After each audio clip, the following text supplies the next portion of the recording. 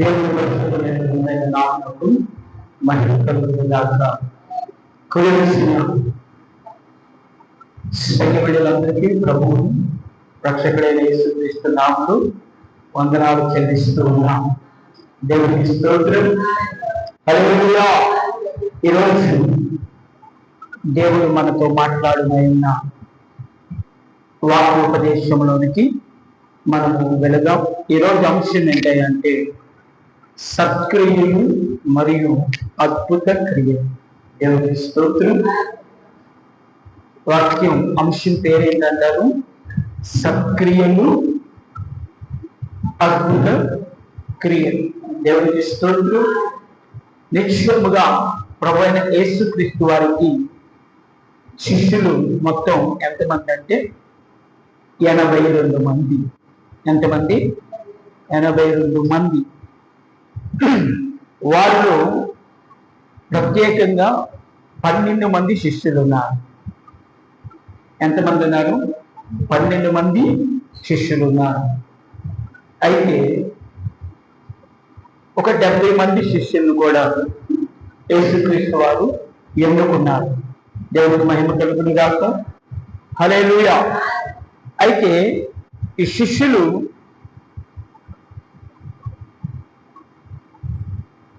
అనేకమైన అద్భుత కార్యములను, ఆశ్చర్య కార్యములను, సూచక క్రియలను చేసే అధికారం దేవుడు వారికి ఇచ్చి ఉన్నారు. దేవుడికి మహిమ కలుగును గాక. ఈ 82 మంది శిష్యులకి దేవుడు ఏమండి ఆశ్చర్య కార్యాలు, అద్భుతాలు, స్వస్థతలు, సూచక్రియలు, మహత్కార్యములను చేసే అధికారము వాళ్ళకి ఇచ్చి ఉన్నారు. దేవునికి మహిమ కలుగును గాక. అయితే ఈ 70 మంది శిష్యులు దేవుడు వాళ్ళ ద్వారా జరిగిస్తున్నటువంటి అనేకమైన ఆశ్చర్య కార్యాలు చూసి వారు సంతోషించుచు ప్రభువైన యేసుక్రీస్తు దగ్గరికి రావటం జరిగింది. దేవుడికి మహిమ కలుగును గాక. ఏం జరిగిందంటండి? వాళ్ళు యేసుక్రీస్తు యొద్దకు వచ్చి దేవుడు వాళ్ళ ద్వారా జరిగించిన అనేకమైన కార్యాలను వివరిస్తూ ఉన్నారు యేసుక్రీస్తు వారికి. అయితే ఆయన అన్నటువంటి అద్భుతమైన ఒక మాట మనము బైబిల్ గ్రంథంలోనే చూద్దాం. లూకా సువార్త 10వ అధ్యాయము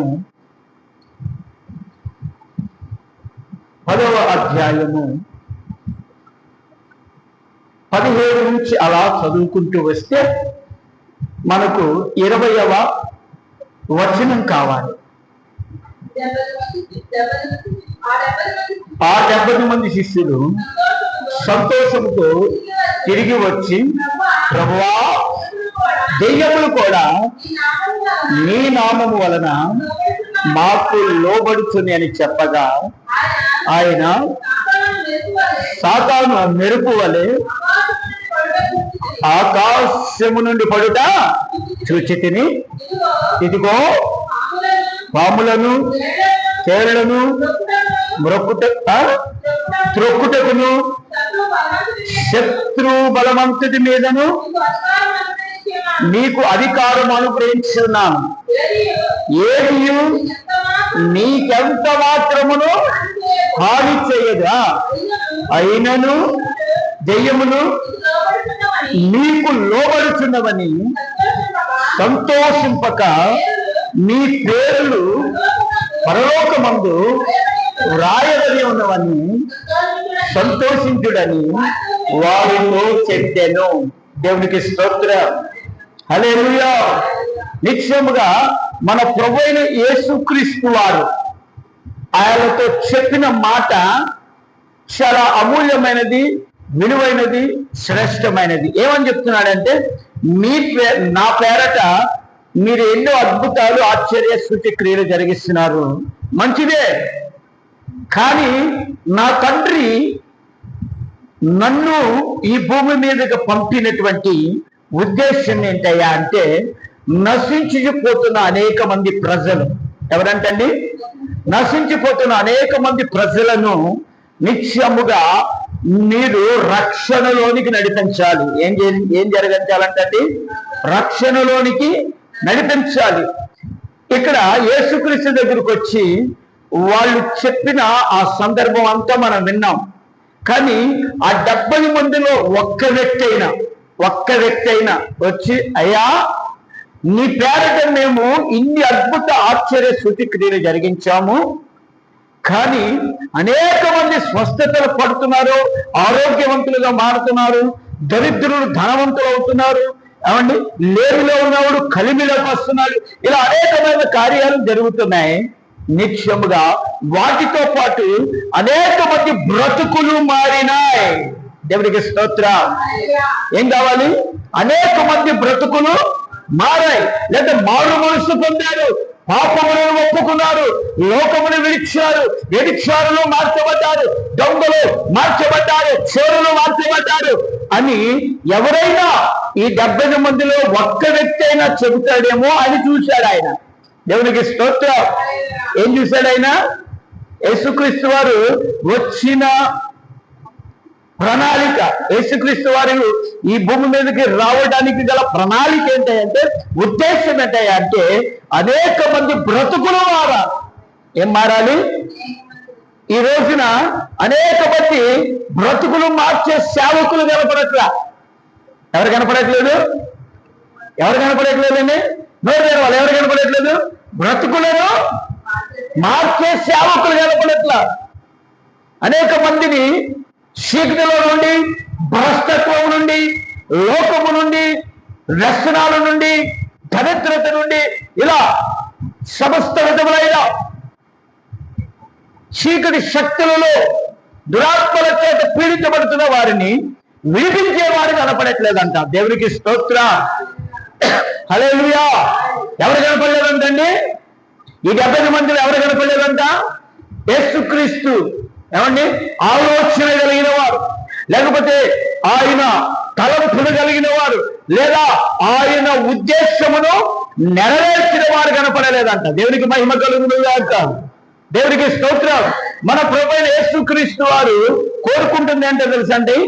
సేవ కంటే ఏంటంట? సేవ కంటే మన జీవితమును గురించి ఎక్కువ ఆసక్తి గలవాడై ఉన్నాడంట. దేవునికి స్తోత్రం. హల్లెలూయా. నిత్యముగా యేసుక్రీస్తు వారు ఏం కోరుకుంటున్నారు? సేవ చేయటం. ఏమండి, ఇగో ఉదాహరణకి మందిర పరిచర్య చేయటం. దేవునికి స్తోత్రం. ఇలా వాక్యం బోధించడం, సువార్త ప్రకటించడం, రకరకాలైనటువంటి పరిచర్యలు కంటే దేవునికంట మన జీవితము చాలా ప్రాముఖ్యమైనదంట. దేవునికి మహిమ కలుగును గాక. లేదా మన జీవితమును గురించి దేవుడు ఆసక్తి కలిగి ఉన్నాడంట. దేవునికి మహిమ కలుగును గాక. అనే దేవునికి స్తోత్రం.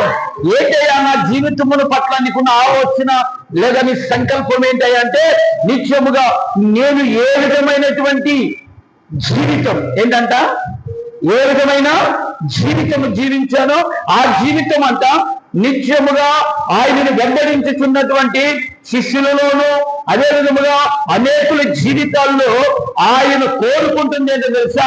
పరిచర్య కంటే, దేవునికి స్తోత్రం, లేదా సేవ కంటే, దేవునికి మహిమ కలుగును గాక, లేకపోతే అద్భుతాలు, సూచక, స్వస్థత, మహత్కార్యముల కంటే మన జీవితం అంతా ఆయనకి చాలా విలువైనదంట. దేవునికి మహిమ కలుగును గాక. మన జీవితమును గురించి ఆయన చాలా ఆసక్తి కలిగి ఉన్నాడంట. ఏంటి ఆసక్తి అంటే, ఆయన భూమి మీద ఏ విధంగా జీవించాడో ఆ జీవితం మనలో కనబడును గాక. ఏం చేయబడాలంటండి? ఆ జీవితం కనబడాలంట. అంటే భూమి మీద ఆయన ఎలా జీవించాడు చూడండి. హెబ్రీయులకు రాసిన పత్రిక 7వ అధ్యాయము 26వ వాక్యాన్ని మనం ధ్యానం చేసుకుందాం. హెబ్రీయులకు రాసిన పత్రిక 7వ అధ్యాయము 26వ వచనాన్ని మనం ధ్యానం చేసుకుందాం. చాలా చక్కగా లేఖనములు సెలవిస్తున్నాయి. ఆయన ఎవరంటండి? పవిత్రుడును, నిర్దోషియు, నిష్కల్మషుడును, పాపులలో చేరక ప్రత్యేకముగా ఉన్నవాడును, ఆకాశ మండలము కంటే మిక్కిల హెచ్చైన వాడైన ఇట్టి ప్రధాన యాజకుడు మనకు సరిపోయిన వాడు. ఆమె చాలండి. హల్లెలూయా. అంటే భూమి మీద ఆయన ఎలా ఉన్నారంట? దేవునికి స్తోత్రం. ఇంచుమించు అక్కడ ఏమని చెప్తుందంటే పవిత్రుడును, నిర్దోషియు, నిష్కల్మషుడును, పాపులో చేరక ప్రత్యేకముగా ఉన్నవాడును, ఆకాశమండలము కంటే నిత్యని హెచ్చైన వాడునైనా కీర్తి ప్రధాన యాజకుడు మనకు సరిపోయిన వాడంట. దేవునికి స్తోత్రం. అందుకనే మొదట మనం ఏం చెప్పుకున్నామంటే అంశము ఏమంటే సక్రియలు మరియు హల్లెలూయా అద్భుత క్రియలంట. ఏంటంట? ఈ రోజున సక్రియలు కనబడట్లా. అంటే మన జీవితంలో ఏమి కనబడాలని కోరుకుంటున్నారంటే యేసుక్రీస్తు వారు సక్రియలు అంటే ఏంటి? మంచి క్రియలు. ఏంటంటే సత్క్రియలు అంటే ఏంటంట? మంచి క్రియలంట. అంటే యేసుక్రీస్తు జీవితము మంచిదా చెడ్డదా చెప్పాలి. మంచిదా చెడ్డదా? ఈ రోజున ఆ శిష్యులు 70 మంది వచ్చి, అయ్యా నీ పేరుని అద్భుతాలు చేసాం, స్వస్థతలు చేసాం, దెయ్యాలు లోపడుతున్నాయి, ఏమంటే అనేకమైన అద్భుతాలు చేసామని చెప్తున్నారు. కానీ ఆ 70 మంది వచ్చి కనీసం చూడండి ఒకసారి, కనీసం అయ్యా ఇదిగో నీ జీవితాన్ని మేము అన్వయం చేసుకొని, లేకపోతే క్రీస్తుని మేము ధరించుకొని, ఎవరిని ధరించుకొని క్రీస్తుని ధరించుకొని, క్రీస్తు మాలో ఆయన క్రియలు అనేకులకి మేము కనపరిచామయ్యా. ఆ క్రియలను బట్టి అనేకులు కూడా యేసు క్రీస్తుని కలిగి ఆయన క్రియలను ఇగో అనేకులు కనపరుస్తున్నారయ్యా అని సంతోషపడుతూ ఆయన దగ్గరికి వచ్చిన వారు లేదంట. దేవుడికి స్తోత్ర. ఎందుకు వచ్చారు ఈ 70 మంది? అయ్యా నీ పేరంట ఏం చేశారయ్యా, నీ పేరంట అద్భుతాలయ్యా, నీ పేరంట సృష్టి క్రియలయ్యా, నీ పేరంట మాట్లాడేవయ్యా, నీ పేరంట దయ్యాలు నిలబెట్టావయ్యా అని సంతలు ఎగరేసుకుంటూ సంతోషించుతూ భక్తుల ఆయన దగ్గరికి వస్తున్నారంట. దేవునికి మహిమ కలుగుతుంది కాక. పర్వాలేబాయ్, ఇవన్నీ నిత్యముగా నీకు అనుగ్రహించబడ్డాయి. కానీ మిమ్మల్ని పిలిచింది, మిమ్మల్ని ఎన్నుకున్నది, మిమ్మల్ని నిత్యముగా ప్రజల్లోకి పంపించింది. ఎందుకంటే నిత్యముగా నీ జీవితము హల్లెలూయా నిత్యము నీ జీవితము వారికి మాదిరికరముగా గడపడాలి. హల్లెలూయా. నేను మీకు మాదిరిగా ఉన్నాను, మీరు అనేకులకి మాదిరిగా గడపడాలి. దేవుడికి స్తోత్రం. హల్లెలూయా. దేవుడు అంటే మన జీవితము పట్ల ఆయన ఒక ప్రత్యేక శ్రద్ధ కలిగి ఉన్నాడంట. ఏదైనా ఆ శ్రద్ధ అంటే నీలో నాలో కనపడవలసిందేంటో తెలుసా? ఆయన భూమి మీద 3.5 సంవత్సరాలు పరిచయం చేసిన కాలంలో నిత్యముగా ఆయన జీవించిన జీవిత అనుభవాలు నిత్యముగా ప్రతి క్రైస్తవులలో కనపడను గాక. దేవునికి స్తోత్రం. హల్లెలూయా. నిత్యము ప్రభువు యేసుక్రీస్తు వారంటండి మన జీవితంలో, మన కుటుంబంలో, మన ఆత్మీయ బ్రతుకులో ఆయన ఎక్కువగా కోరుకుంటుంది ఏంటయ్యా అంటే నిత్యముగా మన జీవితం అంతా అనేకులకి మాదిరికరముగా ఉండును గాక. హల్లెలూయా. ఏం చేయాలంటే మన జీవితం ఎలా ఉండాలంట? మన జీవితం అనేకులకు మాదిరిగా ఉండాలి, లేదా దీవెనకరముగా ఉండాలి, లేకపోతే ఆశీర్వాదకరముగా ఉండాలి. దేవునికి మహిమ కలుగునుగా. చూడండి యోహాను సువార్త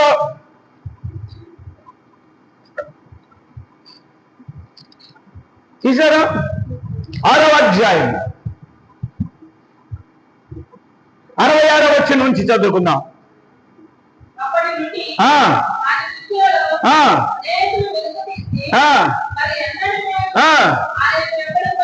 దేవునికి స్తోత్రం. హల్లెలూయా. దేవునికి మహిమ కలుగును గాక. ఏం చేశారంటే మరి అనేక మంది శిష్యులు, అప్పటి నుండి ఆయన శిష్యులు అనేకులు వెనుక తీసి మరెన్నడను ఆయనను వెంబడించలేదు. కాబట్టి యేసు మీరు కూడా వెళ్ళిపోవాలనని ఉన్నారా అని ఆ 12 మందిని అడగగా సీమోను పేతురు, ప్రభువా ఎవని యొద్దకు వెళుతాము? దేవునికి స్తోత్రం. చదవమ్మా. నీవే నిత్య జీవపు మాటలు గలవాడువు, నీవే దేవుని పరిశుద్ధుడు అని మేము విశ్వసించి ఎరుగి ఉన్నామని ఆయనతో చెప్పాను. దేవునికి స్తోత్రం. హల్లెలూయా. అంటే యేసుక్రీస్తు వారు శిష్యులతో ఈ మాట అనగానే ఏమైపోయారంటే 70 మంది శిష్యులు తిరిగి వెళ్ళిపోయారట. దేవునికి మహిమ కలుగును గాక. నిత్యముగా ఆ 70 మంది వచ్చినప్పుడు యేసుక్రీస్తు శబాష్, ఏంటది శబాష్, మీరు అనేకమైన ఆశ్చర్య అద్భుత సూచక మత్కర్యాలు, దురాత్మల మీద, దెయ్యముల మీద, ఏమండి శత్రు బలవంతుడి మీద మీరు అధికారముతో అనేకమైన కార్యాలు చేశారు, మీరు శబాష్, మీరు మంచి వాళ్ళు అని అంటే ఆయన వెంబడించేవాళ్ళు అంట. ఏం చేసేవాళ్ళు? ఆయన వెంబడించేవాళ్ళు అంట. ఆయన ఏమన్నాడు? అబ్బాయ్ అద్భుతాలు, స్వస్థతలు, సూచక్రియలు మంచిగా చేస్తున్నారు, అయితే పరలోకమందు మీ పేరు వ్రాయబడాలి. దేవునికి మహిమ కలుగును గాక. పరలోకంలో మన పేరు ఏం చేయబడాలంట? వ్రాయబడాలంట. దేవునికి మహిమ కలుగును గాక. ఈరోజు అనేకులు ఏం కోరుకుంటున్నారంటే పరలోక రాజ్యంలో మన పేరు ఉండాలని అనేక మంది కోరుకోవట్లా. ఈ రోజున భూమి మీద అనేకమైన అద్భుతాలు, స్వస్థతలు, సూచక్రియలు, మహత్కార్యములు, ఆశ్చర్య కార్యములు కోరుకుంటున్నారు, కానీ జీవితం మారాలని కోరుకోవట్లా, బ్రతుకు మారాలనుకోవట్లా, మారు మనసు పోతారనుకోవట్లా.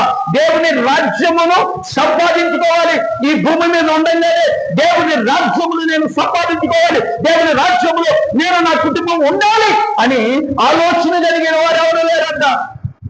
దేవునికి మహిమ కలుగును గాక. చేద్దామని ఒకసారి హల్లెలూయా. దేవునికి స్తోత్రం. నిజంగా చూడండి, ఆ 66వ వచనంలో నిజంగా నాకు ఎంతో ఆశ్చర్యం వేసింది. ఏమండి, అప్పటి నుండి ఆయన శిష్యులు అనేకులు వెనుకగా తీసి అబ్బా ఏం చేశారంటండి? వెనుక తీసి మరి అన్నాడు వెంబడించలేదంట. అప్పుడు ఈ 12 మంది శిష్యులు కూడా పిలిచి అడుగుతున్నారు, మీరు కూడా రాయ్, మీరు కూడా పేతురు, యోహాను, యాకోబు, ఫిలిప్పు, తోమా, ఇలా అనేక మందిని పిలిచి బర్తలోమాయ్, ఇలా అనేక మందిని పిలిచి ఏమన్నాడు తెలుసా? ఇదిగో ఆ 70 మంది వెళ్ళిపోయారు. ఎవరు వెళ్ళిపోయారు? 70 మంది వెళ్ళిపోయారు, మీరు కూడా వెళ్ళిపోతారా అని యేసుక్రీస్తు వారిని అడిగితే అప్పుడు ఏమన్నాడంటే పేతురు, అయ్యా మేము ఎక్కడికి వెళ్తామయ్యా, నిత్యముగా నీవే నిత్య జీవపు మాటలు గలవాడు అంట. దేవునికి మహిమ కలుగును గాక. ఈరోజు పరిశుద్ధాత్ముడు నిత్యముగా మనతో స్పష్టంగా సూటిగా మాట్లాడుతున్నటువంటి ఒక విలువైన మాట నిత్యముగా మన జీవితానికి అన్వయం చేయబడును గాక. ఆమేన్, హల్లెలూయా. నిత్యముగా మనము ఏం కనపడాలంటే దేవుని దృష్టికి మన జీవితము ఆయనకి విలువైనదిగా కనబడును గాక, అమూల్యమైనదిగా కనబడును గాక. నిత్యముగా అక్కడ వాళ్ళ అద్భుతాలు, స్వస్థతలు చేశారు, కానీ ఒక్క వ్యక్తినన్నా మార్చారా? ఒక్క వ్యక్తినన్నా మార్చారా? హల్లెలూయా. ఈ రోజున అనేక మంది సేవకులు ఇదే పరిస్థితిలో ఉన్నారు. అనేకుల్ని సువార్త ప్రకటించి దేవుని రాజ్యం వైపు తిప్పమని దేవుని సంకల్పము చొప్పున పిలువబడితే ఈ రోజున అనేకులు నిత్యముగా వీటికే ఆధారపడుతున్నారు. స్వస్థతలు అంటే, అద్భుతాలు అంటే, సూచక్రియలు అంటే, మహత్కార్యాలంట. దేవునికి మహిమ కలుగునుగా. వీటి మీదే పునాది వేస్తున్నారు, వీటి మీదే సువార్త. చాలా మంది వీటికే అట్రాక్ట్ అయిపోతున్నారు, వీటికే అట్రాక్ట్ అయిపోతున్నారు. కానీ రేపొద్దున చచ్చిన తర్వాత నీ జీవితానికి లేదా నీ ఆత్మకి భద్రపరిచే స్థలానికి నువ్వు వెళ్ళగలవా అని ప్రశ్న వేస్తే చెప్తున్నాను. ప్రశ్న వేస్తే నీ 100కి కాదు 1,00,000కు ఒకరు కనపడతాడు, 1,00,000కు ఒకరు కనపడతా. ఎంతమంది? 100కి ఒకరు కాదు, 100కి ఒకరు కాదు, 1,00,000కు ఒకరు కనపడతారేమో. దేవునికి స్తోత్రాలు. నిత్యముగా పరిశుద్ధాత్ముడు మాట్లాడుతున్నటువంటి ఒక అమూల్యమైన మాట ఏంటో తెలుసా? ఇకనైనా కళ్ళు తెరవబడును గాక, ఇకనైనా మనం మన నేత్రములు వెలిగించబడును గాక. దేవునికి స్తోత్రం. నిత్యముగా మనము దేవుని సన్నిధిలో పశ్చాత్తాపడి ఏంటంట? ఏం చేయబడాలంట? పశ్చాత్తాపడి ఏమండి మనము పరిశుద్ధులుగా మారడానికి. దేవునికి స్తోత్రం. ఏం చేయబడాలంట? పరిశుద్ధులుగా మారడానికి నిత్యముగా మన జీవితమును విడుదల పొందుటకు దేవుని పాదాలు పట్టుకొని ప్రార్థన చేసుకుందాము గాక. ఆమేన్, హల్లెలూయా. నిత్యముగా యేసుక్రీస్తు క్రియలు కనపడాలి. ఏం కనపడాలి? సత్క్రియలు అంట. ఏం క్రియలు? అందుకనే భక్తుడు పాడాడు కదా ఒక పాట. దేవునికి స్తోత్రం. ఏమని పడాలి? నాలో సత్క్రియలు ప్రారంభించిన అల్ఫౌనేగం నీవైతివే ప్రభువా కలువరి త్యాగం.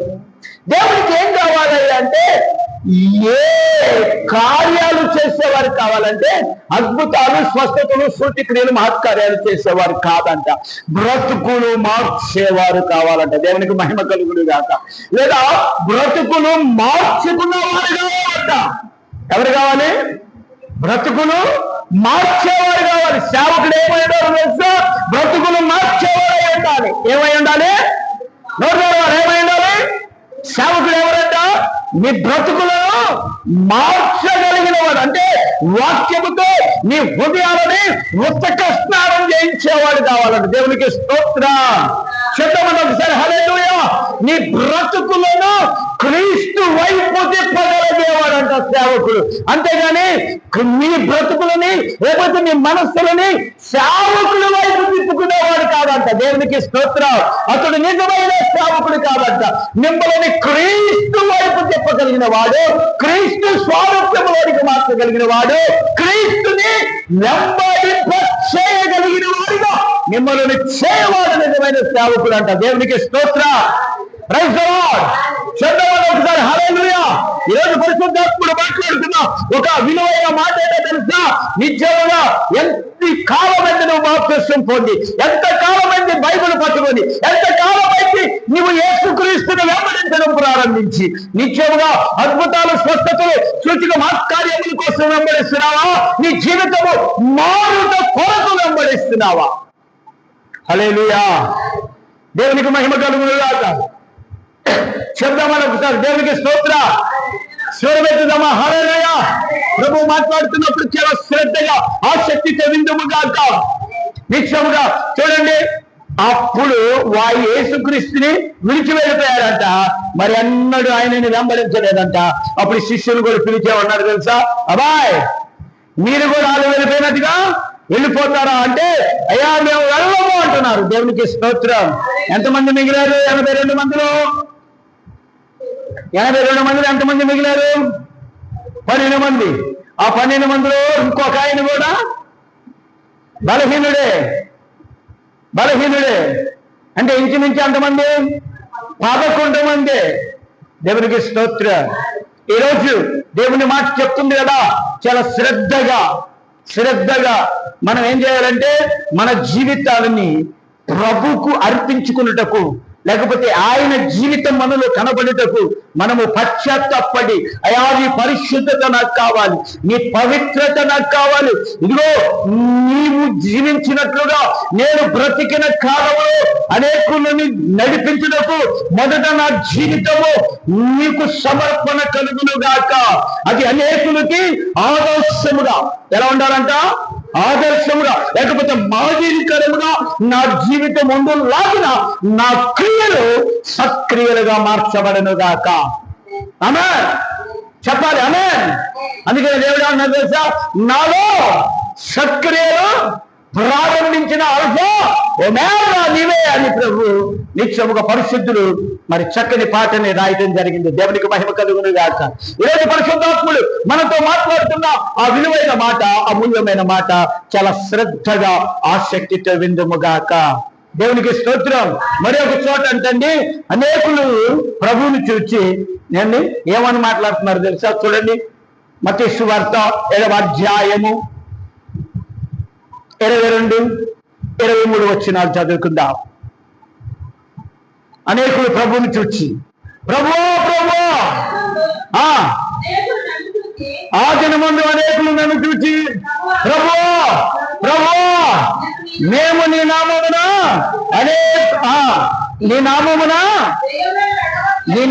ప్రవచించలేదా?